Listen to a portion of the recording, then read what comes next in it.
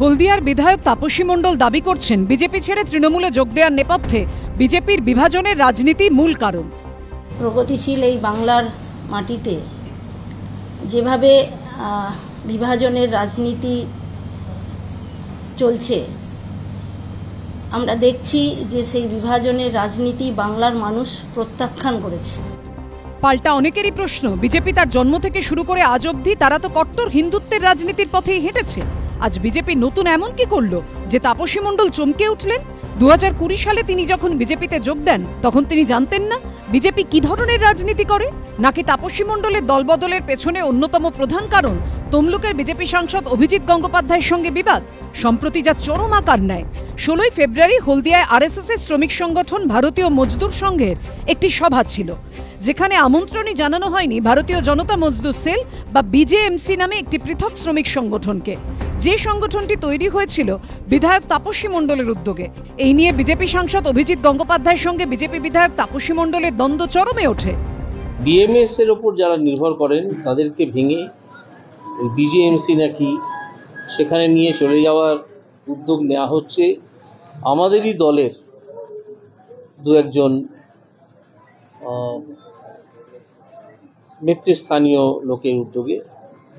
সেইটা আমি করতে বারণ করেছি। এটা প্রতারণামূলক একটা সংগঠন। এমপি মহাশয় হলদিয়া সম্পর্কে এখনো সবকিছু জানেন না। হলদিয়ার কি পরিবেশ কি এগুলো উনি এখনো জানেন না। অভিজিৎ গঙ্গোপাধ্যায় যে তমলুক লোকসভা কেন্দ্রের সাংসদ, তার মধ্যেই পড়ে হলদিয়া, আর এখানকারই বিধায়ক তাপসী মণ্ডল। আর শিল্প শহর হলদিয়ায় শ্রমিক সংগঠনের রাশ সবসময় গুরুত্বপূর্ণ।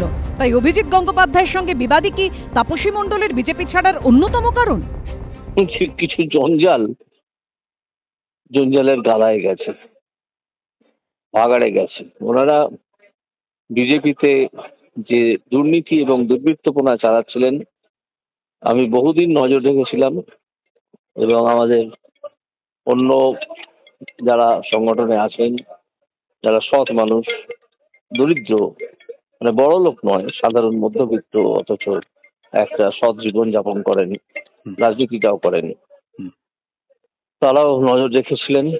শেষকালে আমাকেই হলদিয়াতে ভোকাল হতে হয়।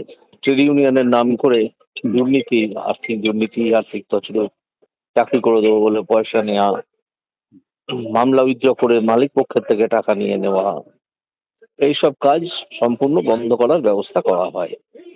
এবং ভারতীয় মজদুর সংঘ বিএমএস তারা এই বিষয়ে সক্রিয় হয়।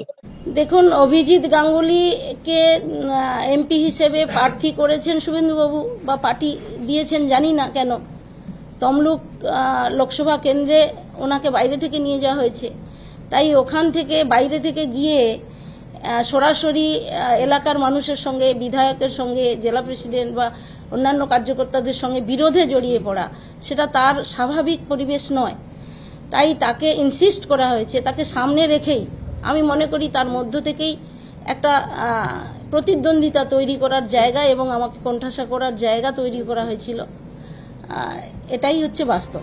তাপসী মণ্ডল বিজেপি ছেড়ে তৃণমূলে যোগ দেওয়ার পর বিজেপির তমলুক সাংগঠনিক জেলা পার্টি অফিসের ব্যানার থেকে তার ছবি কেটে সরিয়ে দিলেন বিজেপি নেতাকর্মীরা। সেগুলো বাইরে এনে পুড়িয়েও দেওয়া হয়, এমনকি মিষ্টি বিতরণও করেন বিজেপির নেতাকর্মীরা। বিটন চক্রবর্তী, অনির্বাণ বিশ্বাসের রিপোর্ট, এবিপি আনন্দ।